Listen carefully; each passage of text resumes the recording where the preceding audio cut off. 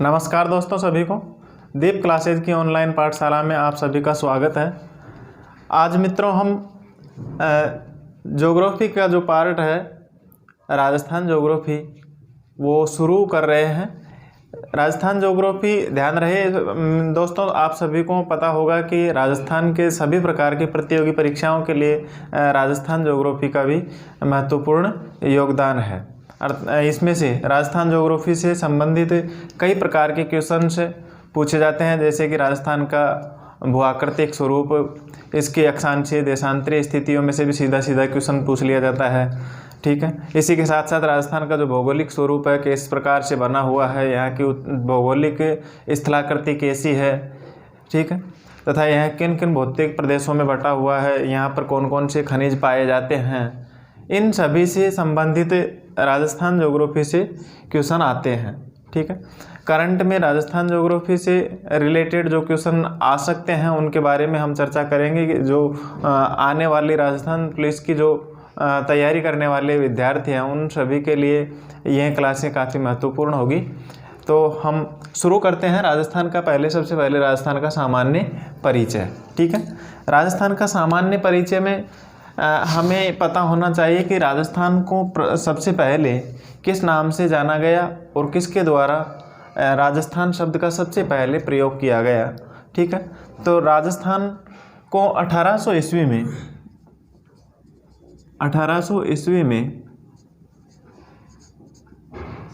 ठीक है, 1800 ईस्वी में जॉर्ज थॉमस ने राजपूताना नाम दिया। ठीक है, राजपूताना। ठीक है, सबसे पहले राजपूताना कहा गया किसके द्वारा? जॉर्ज थॉमस के द्वारा 1800 ईस्वी में राजस्थान को राजपूताना कहा गया। इसी के बाद में 1829 ईस्वी में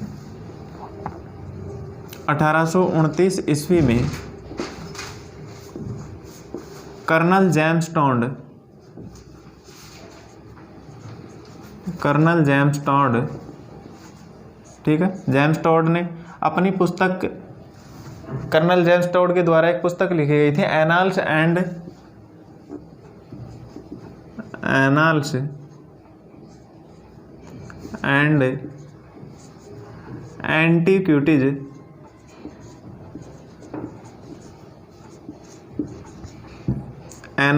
एंटीक्विटीज ऑफ राजस्थान। ठीक है, ऑफ राजस्थान। इसमें कर्नल जेम्स टॉड ने 1800 ईस्वी में राजस्थान शब्द का सबसे पहले प्रयोग किया, अर्थात राजस्थान शब्दावली प्रयुक्त की गई। ठीक है, और 26 जनवरी 1950 को राजस्थान नाम को औपचारिक घोषणा की गई। ठीक है, 26 जनवरी 1950 को राजस्थान नाम की औपचारिक घोषणा की गई। ठीक है, बात करें हम राजस्थान की, अब इसकी जो हमें दिखाई देता है मैप कि ये किस प्रकार से, कि इसकी आकृति कैसी है, तो यह विषम कोणीय चतुर्भुज के समान हमें दिखाई देता है। ठीक है, विषम कोणीय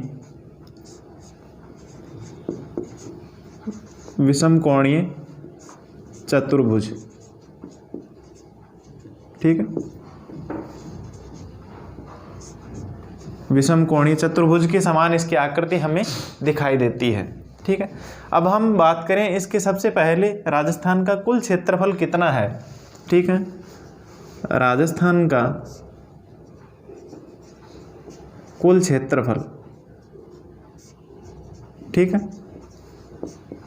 कुल क्षेत्रफल तो कितना है?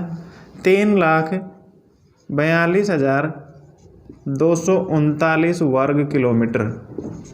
ठीक है, 3,42,239 वर्ग किलोमीटर। अगर हम बात करें इसको वर्ग मील में, कि वर्ग मील में राजस्थान का कुल क्षेत्रफल कितना है, आजकल ये सभी को पता है, लेकिन वर्ग मील में भी पूछा जा सकता है, तो वो भी हमें ध्यान रहना चाहिए कि राजस्थान का क्षेत्रफल कितना है। आप ऑप्शन में ढूंढते रहो 3,42,239 वर्ग किलोमीटर, और वहाँ पर किलोमीटर में न दे करके पूछ लिया जाए मील में, तो वह भी ध्यान रहना जरूरी है कि राजस्थान का कुल क्षेत्रफल मील में कितना होगा। 32,000, ठीक, 1,32,140 वर्ग मील, ठीक है। राजस्थान का कुल क्षेत्रफल है 1,32,140 वर्ग मील, ठीक है। ये भी ध्यान होना जरूरी है, ठीक है। जो कि भारत के कुल क्षेत्रफल का कितना है, ठीक है। राजस्थान का क्षेत्रफल भारत के कुल क्षेत्रफल का, भारत के क्षेत्रफल का कितना प्रतिशत है, लगभग 10.41%, ठीक है। 10.41% राजस्थान के का क्षेत्रफल भारत के क्षेत्रफल का 10.41% है, जो कि कितना भाग है, 1/10 भाग, ठीक है। 1/10 भाग है, ठीक है। 1/10 भाग पर क्या है, राजस्थान फैला हुआ है। भारत के कुल क्षेत्रफल के लगभग 1/10 भाग पर राजस्थान फैला हुआ है, ठीक है। राजस्थान का विस्तार है। बात करें हम राजस्थान की कुल स्थलीय सीमा की लंबाई, कुल स्थलीय सीमा, ठीक है। राजस्थान की कुल स्थलीय सीमा की लंबाई तो कितनी है, 5,920 किलोमीटर, ठीक है। 5,920 किलोमीटर है राजस्थान की स्थलीय सीमा की लंबाई। अब इसमें राजस्थान की इसमें राजस्थान की अंतर्राज्य सीमा, ठीक है, अंतर्राज्य सीमा की लंबाई कितनी है और अंतर्राष्ट्रीय सीमा की लंबाई कितनी है, अंतर्राष्ट्रीय सीमा की लंबाई कितनी है, ठीक है। ये तो कुल स्थलीय सीमा हो गई। अब इस कुल स्थलीय सीमा में से अंतर्राज्य सीमा कितनी है, 4,850 किलोमीटर, ठीक है। और अंतर्राष्ट्रीय सीमा 1,070 किलोमीटर है, ठीक है। कुल मिलाकर के, इन दोनों को मिलाकर के कुल स्थलीय सीमा की लंबाई कितनी है, 5,920 किलोमीटर है, ठीक है। अब हम बात करें आगे इसकी अक्षांशीय और देशांतरीय स्थिति। मित्रों ध्यान होगा आप सभी को कि हम अक्षांश और देशांतर जो स्थिति ज्ञात करते हैं वो वैश्विक संदर्भ में किसी स्थान की भौगोलिक स्थिति ज्ञात करते हैं अक्षांश और देशांतर के द्वारा, जो कि एक वैश्विक संदर्भ की स्थिति होती है। तो वैश्विक संदर्भ में हम राजस्थान की स्थिति देखते हैं, तो राजस्थान ग्लोब पर कहाँ पर कितने डिग्री अक्षांशों के बीच में स्थित है, तो विषुवत रेखा के उत्तर में स्थित है, ठीक है। तो विषुवत रेखा के उत्तर में होने के कारण इसे उत्तरी गोलार्ध में कहेंगे, और ग्रीनविच रेखा के पूर्व में है, ठीक है। तो ग्रीनविच रेखा के पूर्व में होने के कारण इसमें कौन सा देशांतर आएगा, पूर्वी देशांतर, ठीक है। अगर बात करें भारत में कौन सी दिशा में है, तो राजस्थान भारत के उत्तर पश्चिम में स्थित है, ठीक है। भारत के उत्तर पश्चिम में स्थित है। अब बात करते हैं हम इसकी अक्षांशीय स्थिति की।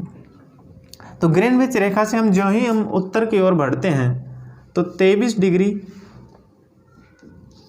यहाँ पर 23 डिग्री 3 मिनट उत्तरी अक्षांश, ठीक है। कहाँ से, विषुवत रेखा से आ रहे हैं, ठीक है, 0 डिग्री। विषुवत रेखा से जो ही हम 1, 2, 3, 4, 5 ऐसे आगे बढ़ते हैं तो 23 डिग्री 03 मिनट उत्तरी अक्षांश से राजस्थान की सीमा प्रारंभ होती है, और यहाँ पर अंत में 30 डिग्री और 12 मिनट उत्तरी अक्षांश पर राजस्थान की सीमा समाप्त हो जाती है, ठीक है। तो ये तो हो गई राजस्थान की अक्षांशीय स्थिति, कि राजस्थान की अक्षांशीय स्थिति 23 डिग्री 3 मिनट उत्तरी अक्षांश से 30 डिग्री 12 मिनट उत्तरी अक्षांश के मध्य है, ठीक है। ये राजस्थान की अक्षांशीय स्थिति है। बात करें हम राजस्थान का अक्षांशीय विस्तार, तो अक्षांशीय विस्तार ज्ञात करने के लिए हम क्या करेंगे, उच्च अक्षांश में से निम्न अक्षांश घटा देंगे। 30 डिग्री 12 मिनट में से क्या करेंगे, 23 डिग्री और 3 मिनट घटाएंगे, तो यहाँ पर कितना आ जाएगा, 7 डिग्री 9 मिनट। ये क्या है, राजस्थान का अक्षांशीय विस्तार है। ठीक है, अक्षांशीय विस्तार। ठीक है, ये राजस्थान का अक्षांशीय विस्तार है। 7 डिग्री और 9 मिनट अक्षांशों में क्या है, राजस्थान फैला हुआ है। ठीक है, ये राजस्थान का अक्षांशीय विस्तार हो गया। बात करें हम देशांतरीय स्थिति की, स्थिति वापस रिपीट कर रहा हूँ, देशांतरीय अक्षांशीय स्थिति तो है 23 डिग्री 3 मिनट उत्तरी अक्षांश से 30 डिग्री 12 मिनट उत्तरी अक्षांश। और विस्तार की बात करें अक्षांशीय विस्तार की तो कितना है, अक्षांशीय विस्तार इन दोनों के मध्य, इन दोनों अक्षांशों के मध्य राजस्थान का अक्षांशीय विस्तार होगा 7 डिग्री 09 मिनट। ठीक है, ये राजस्थान का अक्षांशीय विस्तार है। ठीक है, अब आगे बात करते हैं राजस्थान का देशांतरीय स्थिति की। तो राजस्थान की देशांतरीय स्थिति कहाँ से शुरू होगी, राजस्थान के पश्चिमी बिंदु से। ठीक है, जब हम ग्रीनविच रेखा से पूर्व की ओर बढ़ते हैं तो पहले सबसे पहले कौन सा स्थान आएगा, राजस्थान का पश्चिमी स्थान। तो राजस्थान के पश्चिमी स्थान पर जब ग्रीनविच रेखा से हम जाते हैं 1 2 3 4 5 6 7 वैसे बढ़ते हैं तो यहाँ पर सबसे पहले जो देशांतर आएगा वो कौन सा आएगा, 69 डिग्री 30 मिनट पूर्वी देशांतर। ठीक है, 69 डिग्री 30 मिनट पूर्वी देशांतर से राजस्थान की पश्चिमी सीमा, ठीक है, अर्थात 69 डिग्री 30 मिनट पूर्वी देशांतर से लेकर के कहाँ तक फैला हुआ है राजस्थान का देशांतरीय स्थिति, 69 डिग्री 30 मिनट से 78 डिग्री 17 मिनट पूर्वी देशांतर, ये है वो राजस्थान का देशांतरीय स्थिति। ठीक है, राजस्थान की देशांतरीय स्थिति होगी 69 डिग्री 30 मिनट पूर्वी देशांतर से 78 डिग्री 17 मिनट पूर्वी देशांतर। बात करें हम यही विस्तार की कि राजस्थान का देशांतरीय विस्तार कितना है, तो देशांतरीय विस्तार ज्ञात करने के लिए अधिकतम देशांतर में से न्यूनतम देशांतर घटा देंगे। 78 डिग्री 17 मिनट में से 69 डिग्री 30 मिनट घटाएंगे।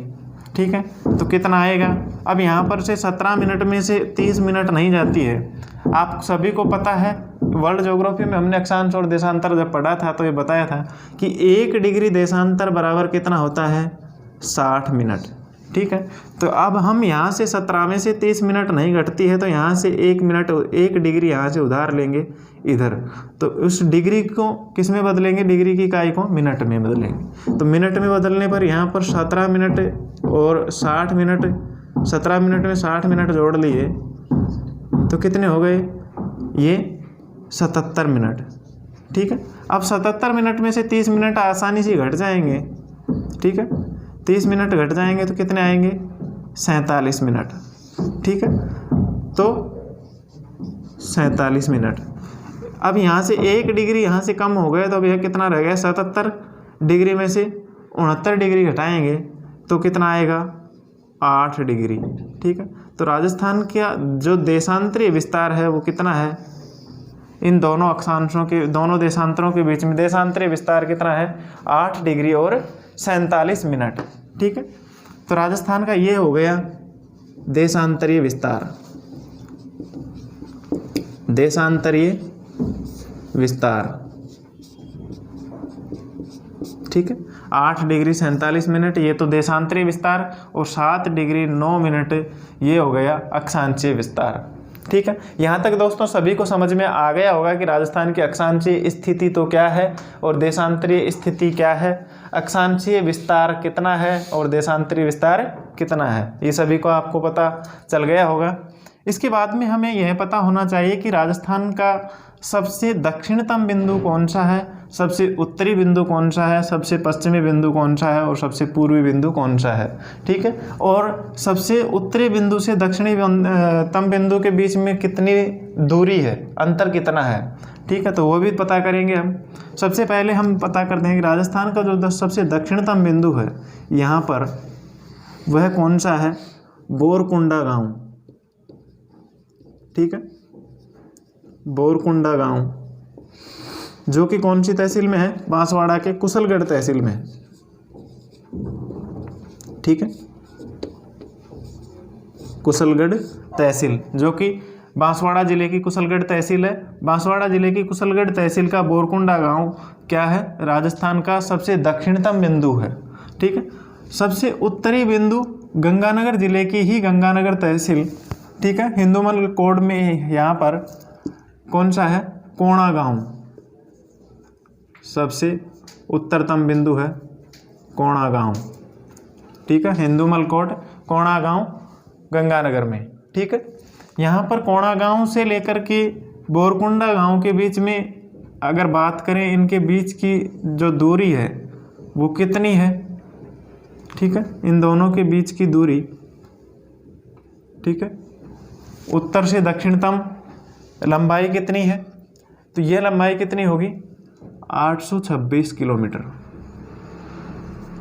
826 किलोमीटर, ठीक है। उत्तरी बिंदु से दक्षिणतम बिंदु के बीच का अंतर कितना है, या इन दोनों के बीच की दूरी कितनी है 826 किलोमीटर, अर्थात उत्तर से दक्षिण की लंबाई 826 किलोमीटर, ठीक है। अब बात करें पश्चिम से पूर्व की लंबाई की, ठीक है, पश्चिम से पूर्व की लंबाई कितनी है, तो ये कितनी है 869 किलोमीटर, ठीक है। दोस्तों ध्यान रहे यहाँ पर कि राजस्थान की चौड़ाई अधिक है और लंबाई कम है तुलनात्मक रूप से, जबकि भारत की लंबाई अधिक है और चौड़ाई कम है, थोड़ा बहुत अंतर हो, ठीक है, तो यहाँ ध्यान रखना है इसका। अब इनका अगर बात करें हम, इनकी लंबाई चौड़ाई का अंतर ज्ञात करते हैं इन दोनों का, ठीक है, तो इन दोनों का अंतर कितना है, कोई ज़्यादा अंतर नहीं है, ओनली 43 किलोमीटर अंतर है, ठीक है, 43 किलोमीटर का अंतर है लंबाई चौड़ाई में, ठीक है। अब यहाँ पर सबसे पश्चिमी बिंदु कौन सा है राजस्थान का, तो राजस्थान का सबसे पश्चिमी बिंदु कौन सा है, जैसलमेर में कटरा गांव, ठीक है, जैसलमेर का कटरा गांव सम तहसील में, ठीक है। और यहाँ पर पूर्वी बिंदु कौन सा है, धौलपुर का सिलाना गांव, सिलाना गांव या फिर सिलावट गांव भी कहते हैं, तो सिलाना गांव तहसील कौन सी है, राजाखेड़ा, ठीक है, सिलाना गांव तहसील राजाखेड़ा और जिला धौलपुर, जो कि राजस्थान का सबसे पूर्वी बिंदु है, ठीक है। अभी यहाँ कटरा गांव जैसलमेर से लेकर के सिलाना गांव राजाखेड़ा के बीच में कितनी दूरी है 869 किलोमीटर की, ठीक है। तो इस प्रकार से ये हो गई राजस्थान का उत्तरी बिंदु और दक्षिणी बिंदु तथा पश्चिमी बिंदु और पूर्वतम बिंदु, ठीक है। और इनके बीच की जो लंबाई और चौड़ाई के बीच का जो अंतर है वो मात्र कितना है 43 किलोमीटर है। तो इस प्रकार से राजस्थान की हमें आकृति एक विषम कोणीय चतुर्भुज, अर्थात ये भी कह सकते हैं कि एक पतंगाकार आकृति में हमें राजस्थान दिखाई देता है, ठीक है। राजस्थान का आकृति कैसी है, पतंगाकार या फिर विषम कोणीय चतुर्भुज के समान है, ठीक है। इसके बाद में आगे देखते हैं दोस्तों, देखिए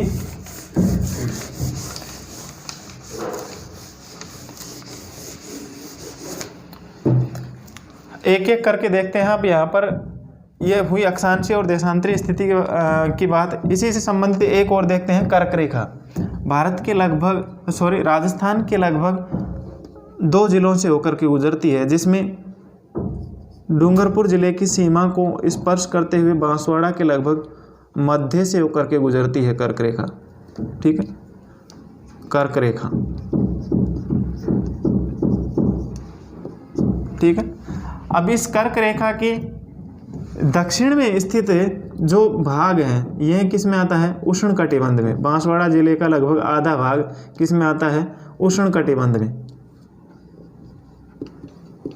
ठीक है, उष्ण कटिबंध में। बाकी शेष भाग क्या है, संपूर्ण राजस्थान किस में आता है, उपोष्ण या फिर शीतोष्ण कटिबंध में आता है, ठीक है, शीतोष्ण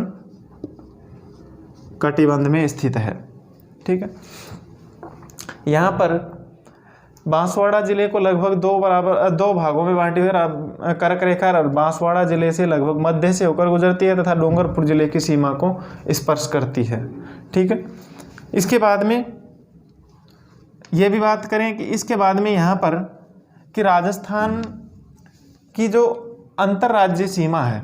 ठीक है, हमने बात की थी अंतर्राज्यीय सीमा की लंबाई 4850 किलोमीटर और अंतर्राष्ट्रीय सीमा की लंबाई 1070 किलोमीटर।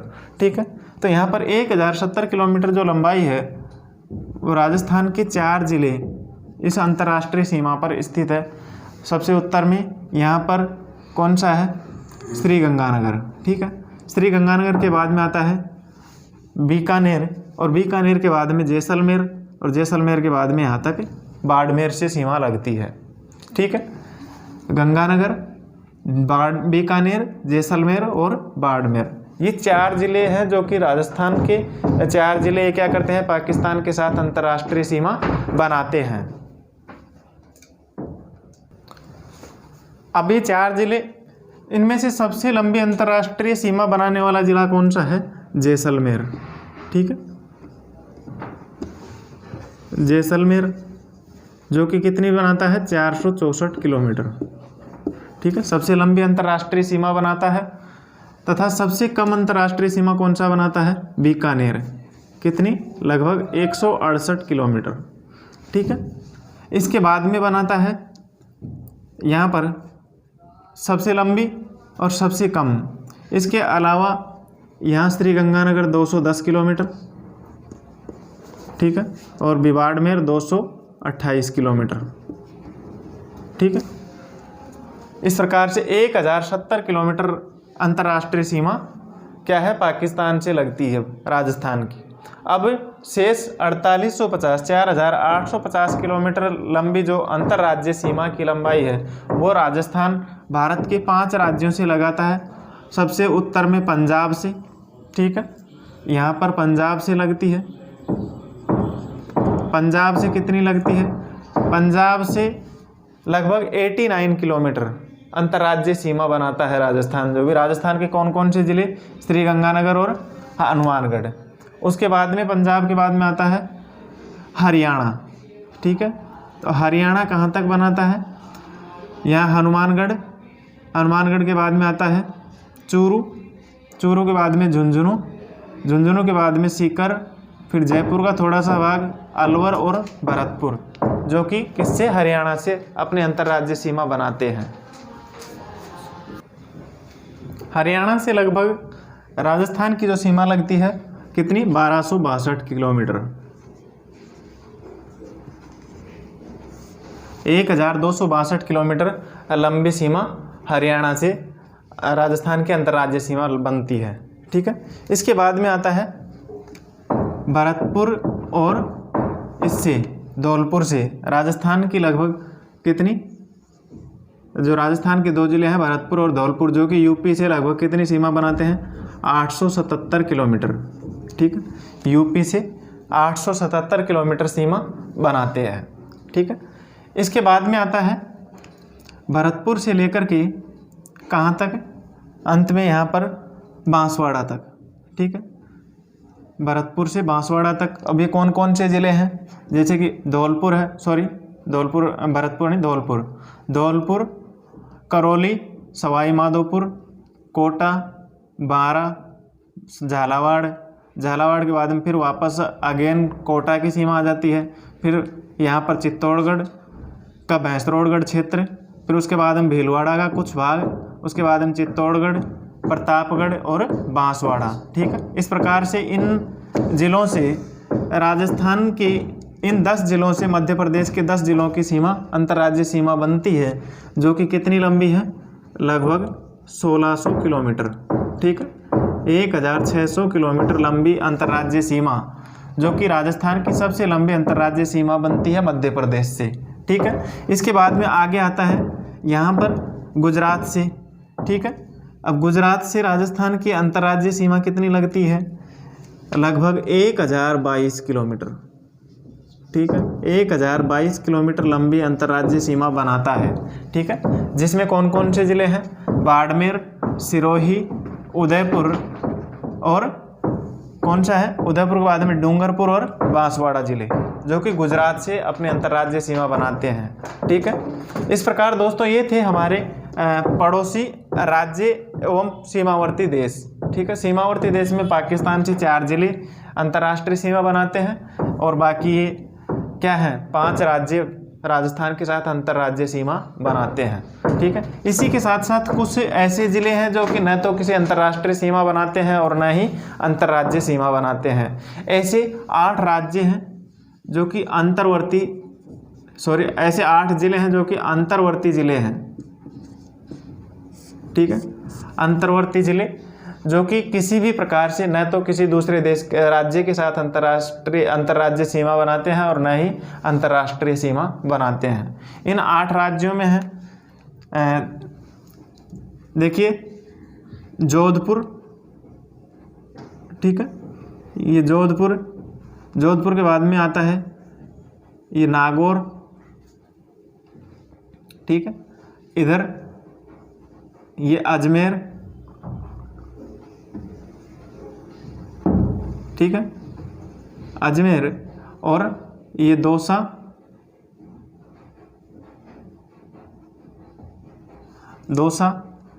राजसमंद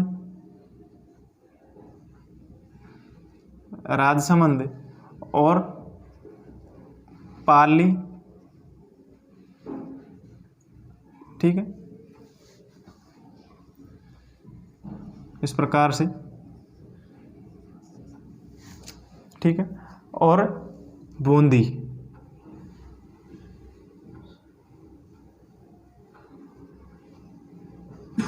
और एक टोंक। ठीक है, टोंक।